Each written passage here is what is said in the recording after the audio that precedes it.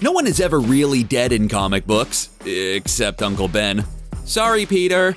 But there's one comic book character who really doesn't stay dead. That, of course, is Loki, the god of mischief. I am Loki of Asgard. You can't keep a good trickster god down. He's fallen off Bifrost bridges, been impaled by henchmen, and then finally there was Thanos. Except in true Loki fashion, that's not the final story. We've known about the Loki series coming to Disney+, but we've known precious little else. What do we do when we don't know for sure? We turn to the fan theory. Here are a few of the fan theories about what's going to happen in the upcoming Loki series. Let's take a look.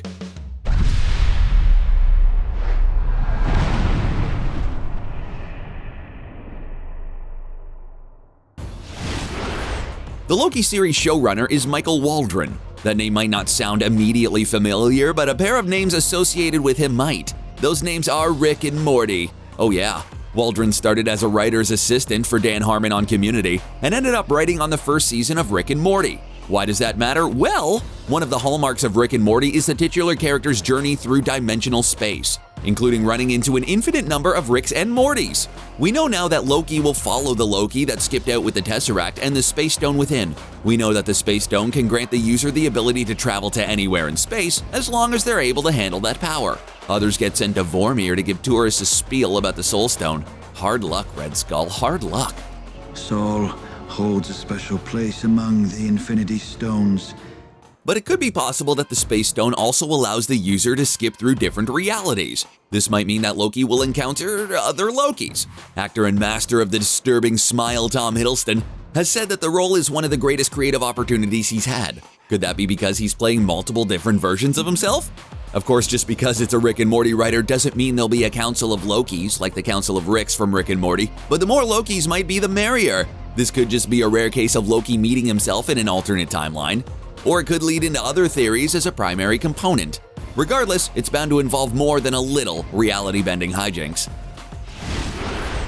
One of the ways that the multiple Lokis might run along with other theories is with the Loki series being how Loki ends up in Thor: Love and Thunder. Unlike the rest of his Marvel companions, Thor's arch-nemesis has carried over from film to film. Loki has appeared in all 3 Thor movies and 3 out of 4 Avengers movies. I had to destroy Jotunheim. While Thanos has been the looming threat in the Marvel Cinematic Universe since Red Skull dug the Tesseract out of a church in Norway, how'd that work out for him? Oh yeah, Infinity Stone Community Service. Loki's been kind of the villain that comic book fans are used to, resilient and complicated. Loki was the main villain of the Thor movie and the first Avengers movie, but over the course of Dark World, Ragnarok, and Infinity War, Loki became a much more complex character, and like any good villain, in some ways more popular than the hero. Can we really imagine a Thor movie without Loki? If the Space Stone allows him to trip through universes, then Loki could end up back in Earth 19999 or the MCU. It could also be how one of the other versions of Loki ends up in Thor: Love and Thunder. In the comics, Loki has appeared as Lady Loki and Kid Loki. Notably, Kid Loki played a large role in a dimension-bending storyline. With Love and Thunder also telling the story of a Jane Foster Thor, might this be a setup for a new Thor and a new kind of Loki? A multiverse-skipping Loki could be the source of a new Mjolnir to give Jane Foster her powers as well. And dare we hope, something for Beta Ray Bill? Fingers crossed. Some theories are more complicated than others. This one becomes a bit like a game of 3-card Monty with Lokis. Let's see if we can keep track of all this. In reality 19999, the main MCU timeline, Loki was captured by the Avengers and sent to Asgard, where he helped his brother defeat the Dark Elves, appeared to die, pretended to be Odin, Odin's son!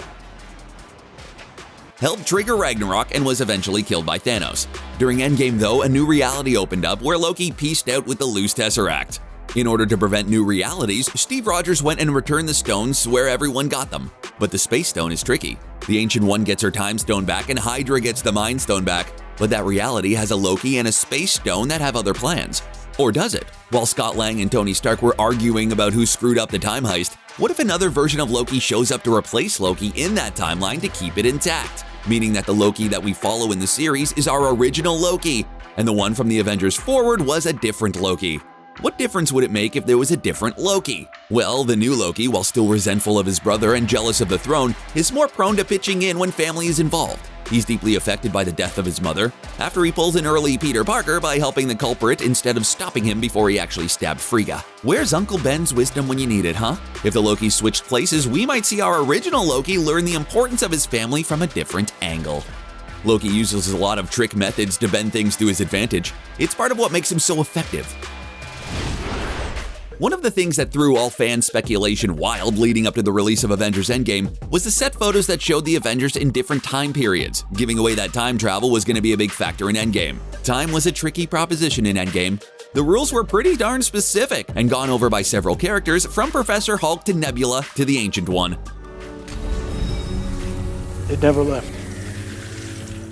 If you go into the past, your past becomes your present. It can't be your past too. Any changes don't change that reality, but instead create a new branch of reality. Just how much has to change for a new reality to happen is unclear. Did the regular reality always have a moment where Howard Stark got parenting advice from his own adult unborn child? Or is there a new reality where Howard was just a little more attentive to a young Tony Stark, who maybe got out of the weapon game earlier and never became Iron Man?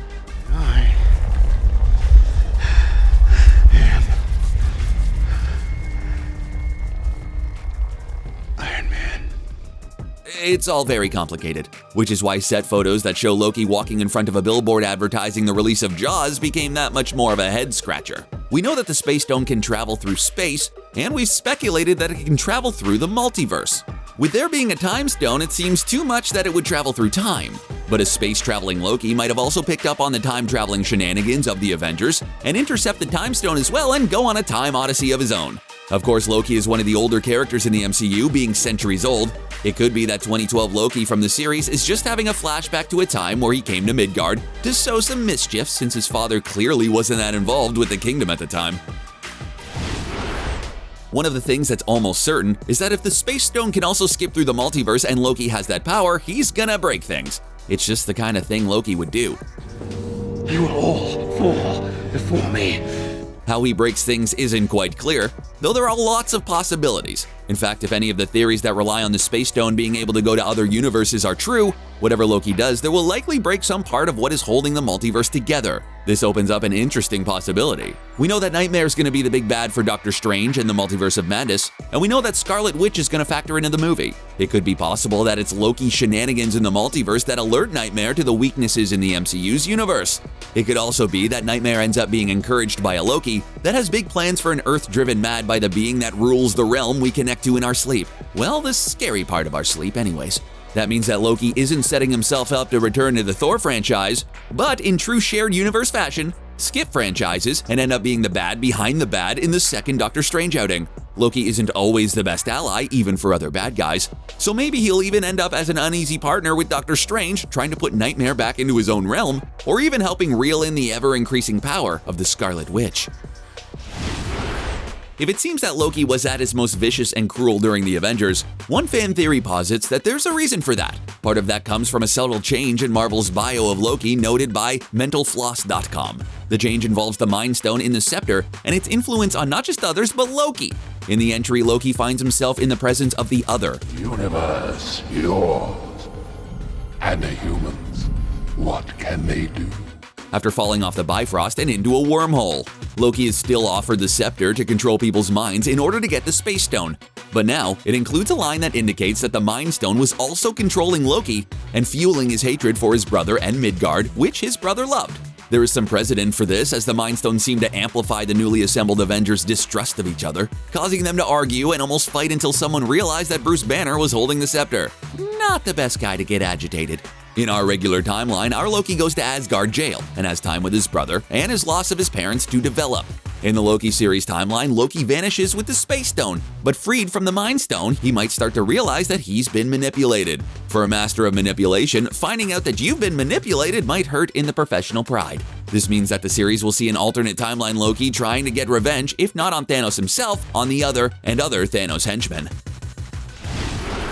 This isn't the only way things could have gone down when Loki visited the other. There's another theory about what we'll find out about that meeting that restores Loki's role as the villain in the MCU, even if Thanos did eventually kill him, or a version of him, or a really authentic seeming version of him. Loki is one complicated character. No resurrections this time. This theory revolves around an issue of timing. If the Infinity Stones are, well, infinite, they existed as part of the Big Bang. Thanos is also a fairly old fellow, yet by the first time we see him, he's not only managed to get just one Infinity Stone, he promptly lost it trying to get the other one. So how long has Thanos been looking for the stones? And did he even know what he had to begin with? This theory by Reddit user Engineering123 suggests that it was all Loki all along. When he meets the other, he's able to tell him and Thanos about the power of the Infinity Stones and a way to bargain for the Mind Stone and the Space Stone. In fact, the snap might have been all Loki's idea in the first place. After all, his adopted dad had a replica of the Infinity Gauntlet in his collection, and Loki has been known to make shady details that he even starts to work against. During the Avengers vs. Defenders series, he was responsible for getting both sides involved just in case he succeeded. Like we said, Loki's complicated. We could find out if this theory is true in the Loki series, especially since it will pick up right after the Battle of New York when there would be a Thanos waiting on his Space Stone. Though there's no indication that Thanos appears in the Loki series so far. Just like the multiple Loki theory and the multiverse theory, there's another way that the story could go regarding Thanos and the Gauntlet. In this instance, Loki might decide to skip ahead on Thanos and take matters into his own hands. Or hand. That is to say, Loki might end up going on his own quest to find the Infinity Stones and make his own glove. Should he succeed, Loki doesn't have any plans as crude as to just wipe out half of everything and then commit to the farm life. Loki would be putting the massive power of the Gauntlet to more self-serving and nefarious uses. This in fact might end up being how he goes about ripping apart the curtains of the multiverse, needing either his brother's help or Doctor Strange's to put it back together again. This isn't completely unheard of. A vision from the Threads of Fate in issue 700 shows Loki with the Infinity Gauntlet. Notably, there's also a story that has multiple versions of Thor in it, including an older Thor as the All-Grandfather Thor, Throg Thor, and Jane Foster Thor. A Loki that tears apart the multiverse looking for his own Infinity Gauntlet could result in a small army of Lokis facing a small army of Thors. Thor is the only member of the original Avengers team whose saga continues post-Infinity Saga. It could be odd for him to go back to the issue of the stones after such a satisfying conclusion, but wouldn't be completely out of place as a central Infinity Saga character. When Thanos shows up to finally take the Space Stone from Loki after sending him for it all those years ago, Loki doesn't just hand it over without a few tricks of his own first. The big trick, of course, was to stall long enough for the Hulk to get in on the game. During that fight, Loki is nowhere to be seen. Loki and the Hulk do have a bit of history that makes Loki understandably nervous around the big green rage machine, but Loki's absence until he re-emerges to offer his services as a guide to Earth might have another reason aside from a well-founded fear of the Hulk. The other reason Loki was nowhere to be seen was because he was trading places. Reddit user Steampunk Penguin has a theory about how Loki survived the whole chokeout that might just end up as part of the complicated nature of the renegade Loki with an Infinity Stone. Steampunk Penguin's theory is that during the scuffle, Loki essentially replaces himself. Specifically, this theory involves Loki making a particularly realistic duplicate of himself and then dropping hints to his brother in the final speech, including his heritage and that the sun will shine on them again. Stressing his frost giant heritage, the Redditor figures is a nod to notice that when he dies in a few moments, he won't go blue like he did when he fake died in Dark World. It's possible that a reality-skipping Loki might have also arranged for a swap. Would Loki not consider selling out another Loki for his own self-interest? Or is there even a more complicated plan afoot? Well, there might be one version of that plan that is both self-serving and self-sacrificing, and it stems from another theory that didn't ultimately pan out, but it's still possible through the series. This one comes from Redditor Hockey Talkie, who had suggested that Loki's final plan to kill Thanos was bad and certainly below par for the god of mischief for a reason. Loki wanted to lose. To figure out why the most self-serving character in the Marvel Universe would do something so seemingly selfless lies entirely on how the afterlife of the Norse is organized. For those who die regularly mundane deaths, they end up with Thor's grumpy sister Hela in the 1L Hell. It's a mundane afterlife. To get in on that sweet, sweet afterlife, that's basically one long feast. One has to die in battle. So the theory goes that Loki knew he wasn't going to make it out of his situation alive, having already failed Thanos. So the best way to go out was fighting, so that he could end up in Valhalla. Odin might have a golden ticket to Valhalla, being the Allfather, but Frigga did die in combat as well. The theory goes that Loki was headed there for help from his elder Asgardians. That didn't pan out, but Loki still might find a way to use the swap to make his way to Valhalla for a number of reasons. Sky is kind of the limit when it comes to Loki. It could be a good Loki getting his moment with his mother that his brother got, or a bad Loki looking for a loophole that prevents him from dealing with any consequences for all his mischief. And those are some of the fan theories about what's to come in the new Loki series on Disney+. Will they come up with something as addictive as Baby Yoda? What's your favorite fan theory, or do you have one of your own? Let us know in the comments, and while you're there, remember to hit that subscribe button and ring that notification bell. Thanks for watching.